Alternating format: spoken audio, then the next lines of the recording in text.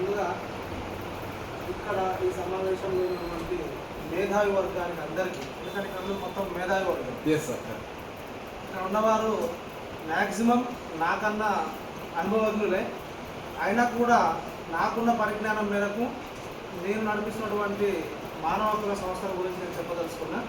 In case ఇంకా ఏమైనా మీరు ఇక్కడ ఉన్నవారు ప్రతి ఒక్కరు కూడా నాకు సజెషన్ చేసే సిచ్యువేషన్ ఉన్నట్టుగా అనిపిస్తుంది. ఏమైనా సజెషన్స్ ఉంటే మీరు ఇస్తే కూడా ఈ దేశానికి ఉపయోగపడేవి నేను వాటిని ఫాలో చేయడానికి సిద్ధంగా ఉన్నాను. అయితే నా పేరు వచ్చేసి గొడ్డెముకుల మాధవాచార్య అండి. నేను ఒక 5 సంవత్సరాల నుంచి human rights protection and welfare awareness organisation స్థాపించి దాన్ని ముందుకు తీసుకురావడం జరుగుతుంది. ఈ సంస్థను స్థాపించడానికి ముఖ్య ఉద్దేశం ఏంటంటే భారతదేశంలో ఉన్నటువంటి అవినీతి అక్రమాలను అరికట్టి ఈ దేశాన్ని అన్ని దేశాలలో కన్నా ప్రపంచంలో అవినీతి అక్రమాలు లేని అభివృద్ధి చెందిన భారతదేశంగా ఈ భారతదేశాన్ని చూడాలనే ఒక అంశాన్ని తీసుకొని దానికోసం పోరాటం చేస్తున్నాం. మామూలుగా ఈ అంశం వినగానే ఈరోజు మన దేశంలో ఇది సాధ్యమయ్యేదేనా అని చెప్పి మనిషిని ఒకసారి కింద మీద చూసేటువంటి సిచ్యువేషన్లో మన భారతదేశం ఉన్నది.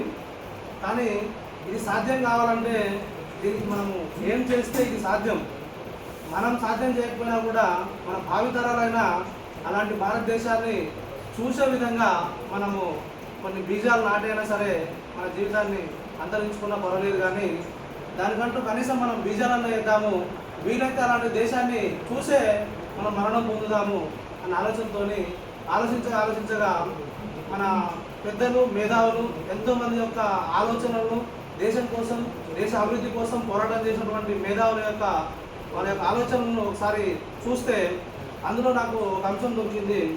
తరగతి గదియే దేశ భవిష్యత్తు అనే అంశం దొరికింది.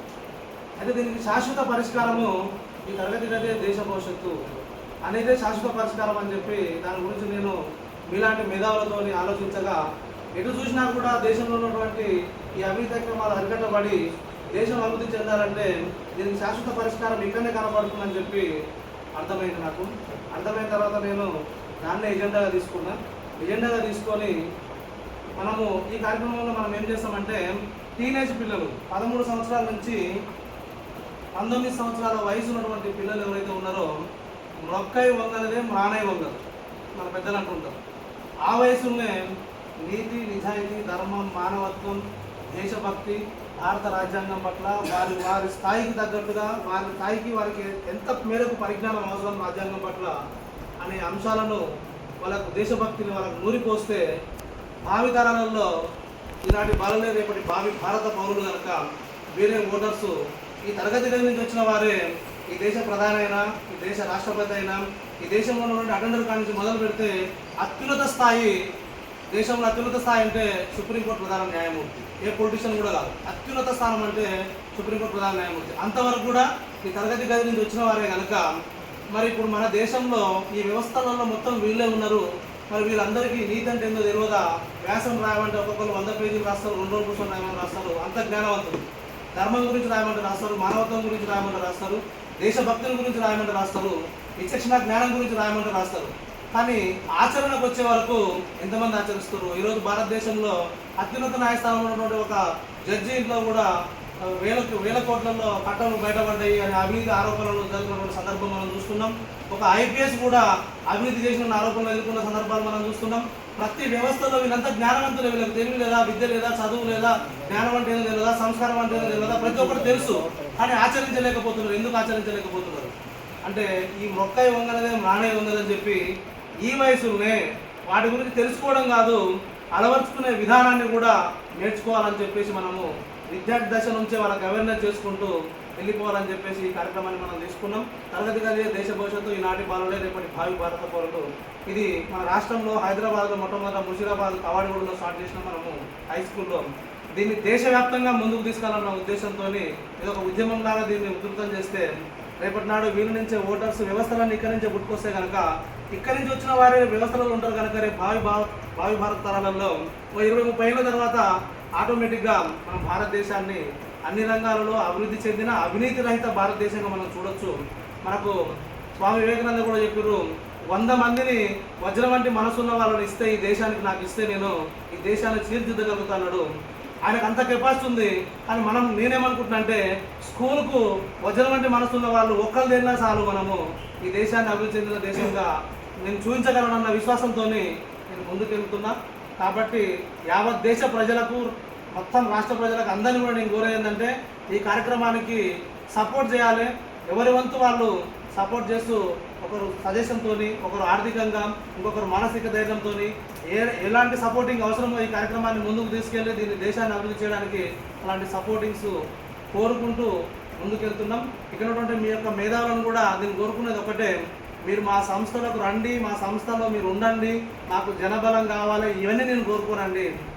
మీ వంతు పాత్రగా మీ యొక్క సమాచారాన్ని, మీ యొక్క విలువైన అనుభవాలని మాలాంటి వారికి మీరు పంచినా సరే, మాకు తెలియని విషయాలు మీ ద్వారా మేము తెలుసుకున్నట్లయితే వాటిని సమాజంలోకి తీసుకెళ్ళి ఈ దేశాన్ని అభివృద్ధి చేయడానికి కంకణం కట్టుకొని ఉన్నాం కనుక దానికోసమే మేము పోరాటం చేస్తామని చెప్పి తెలియపరుస్తున్నా. ఇక్కడ నేను కోరుకునేది ఏంటంటే మిమ్మల్ని అందరినీ కూడా మీ యొక్క విలువైన సమయాన్ని ఇచ్చి ఇంకేమైనా మంచి సజెషన్స్ ఈ కార్యక్రమాన్ని తీసుకుపోవడానికి ఈ విధంగా పోతే బాగుంటుంది, దీనికి ఈ కార్యక్రమంతో పాటు ఇంకా కొన్ని కార్యక్రమాలు అవి కూడా చేస్తే బాగుంటుంది అని చెప్పి తెలియపరిస్తే నేను సంతోషిస్తాను. చాలా కార్యక్రమాలు మొదలుపెట్టిన మేము వైద్య రంగం అని చెప్పి ఆరోగ్యమే మహాభాగ్యం అని అందులో ఒక కాన్సెప్ట్ తీసుకుందాం అనుకున్నాం.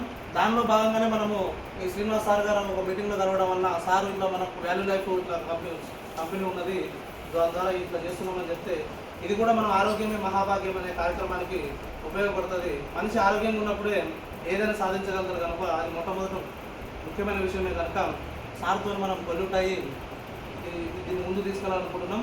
ఈ వాల్యూ లైఫ్ వాటర్ విషయాన్ని కూడా సంస్థ ద్వారా ప్రజలందరికీ తెలియపరిచి ఆరోగ్యవంతమైన సమాజాన్ని భారతదేశంలో చూడాలనే ఆలోచనతో కూడా ముందుకెళ్తున్నాం. ఇట్లా మేము చాలా కార్యక్రమాలు తీసుకున్నాం. అన్నదానం అనే కార్యక్రమం కూడా తీసుకుంటున్నాం. అది అన్ని రాష్ట్రాలలో, అన్ని జిల్లాలలో, టోటల్ ఉన్నటువంటి కాన్స్టిట్యున్సీలలో, మండలాలలో కూడా అన్నదాన కార్యక్రమాలు చేసి మన సంస్థ తరఫున క్యాంటీన్లు ఏర్పాటు చేయాలనుకుంటున్నాం. ఆర్థిక వనరుల సేకరణ అని చెప్పేసి కూడా ఒక అంశం తీసుకున్నాం. ఎవరిని బలోపేతం లేకుండా ఈ దేశ అభివృద్ధి కొరకు ప్రతి దేశంలో ఉన్నటువంటి ప్రతి పౌరుడు తన వంతుగా తన శక్తి కొద్దీ ఒక్క పౌరుడు ₹1 ఈ దేశం అభివృద్ధికి మనం పోరాటం చేసేదానికి సహకరించినా కూడా అది వందలు, వేలు, లక్షల కోట్లలో అవుతుంది. ఈరోజు ప్రభుత్వాలు ఎంత పెద్ద అధికారంలో ఉన్నా కూడా దేశ ప్రధాని కూడా ఈరోజు భారతదేశంలో ఉన్న కరప్షన్ను ఆపలేని పరిస్థితి ఇది. మనకు ముఖ్యంగా ఇక్కడ ఏంటంటే అవేర్నెస్ అనేది ఇంపార్టెంట్. కాబట్టి ఆ అవేర్నెస్ కూడా నానులకు ఇస్తే లాభం లేదు, మనం మొక్కలకే ఇద్దాము, వాళ్ళకి బీజాలు నాటుదాము, ఇంకా బీజాలు లేని వాళ్ళకు వాటిని నీరు పోస్తూ వృద్ధి చెందిద్దామన్న ఉద్దేశంతో ముందుకు వస్తున్నాం కనుక మీ అందరి సహకారం కోరుకుంటూ భారత్ మాతాకి జై.